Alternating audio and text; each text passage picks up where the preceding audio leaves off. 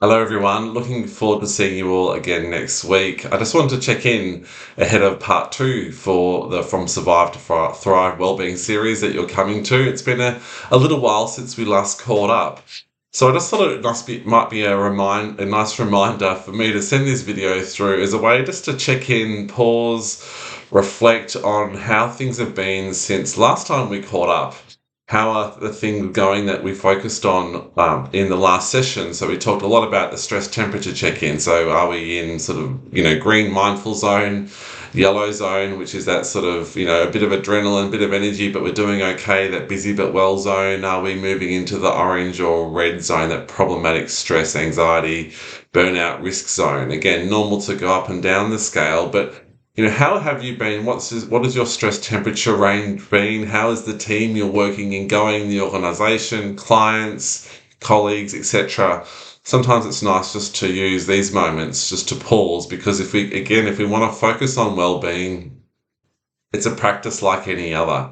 We have to keep pausing, slowing, getting on the practice court and focus on what is important. So hopefully you've had some success in setting up your wellbeing anchors, exercise, your meditation, yoga, just connecting with mates, having a laugh. Whatever it is that you do that helps you slow down, pause, refresh, stay well. For some of you, you may have had some great success. You may have already had great practices in place. For some people, this might have been new. So ahead of session two, I just want you to reflect on what's working and what is not. So what have I implemented? What hasn't gone so well?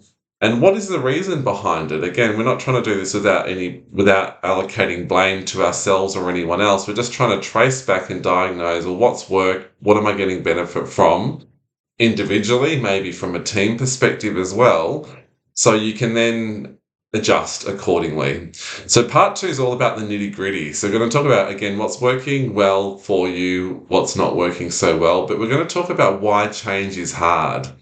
So what's going on in the brain through neuroplasticity to form new neural pathways in the brain that corresponds to new habits. We're going to talk about why the process of change is inherently hard. And we can talk about the thing called setbacks. So things that actually stop us making long-term change. Sometimes we can get a bit of momentum, a bit of excitement, make some change, but then these barriers seem to come in, these setbacks happen, and it's all part of the journey. So we're going to be talking a lot about that. So I just encourage you again to reflect on what's working, what's not. Where are you going off course? Where are you seeing others going off course? And how important is change to you? So it's going to be different for all of you. Some of you will be, life's pretty good, Sam. I don't need this well-being stuff. For some of you, you might be in that burnout risk zone, and you're like, yes, I really need to focus on it, but it's paradoxically harder to make the change. So sometimes the other thing that we're going to focus on is how do you cultivate the desire to make the changes you want to make well-being, staying, feeling well a priority over all the other things that you've got to do. So hopefully that's useful just as a short check-in. Bring examples with you on the day, whether they be work-related, home-related, or things that you want to work through, because we're also going to be talking about how do we break patterns of ongoing worry cycles, those cycles of things that we just can't let go. They may reoccur over time, they may disappear for a bit, but they come back, they keep us awake at 3 a.m.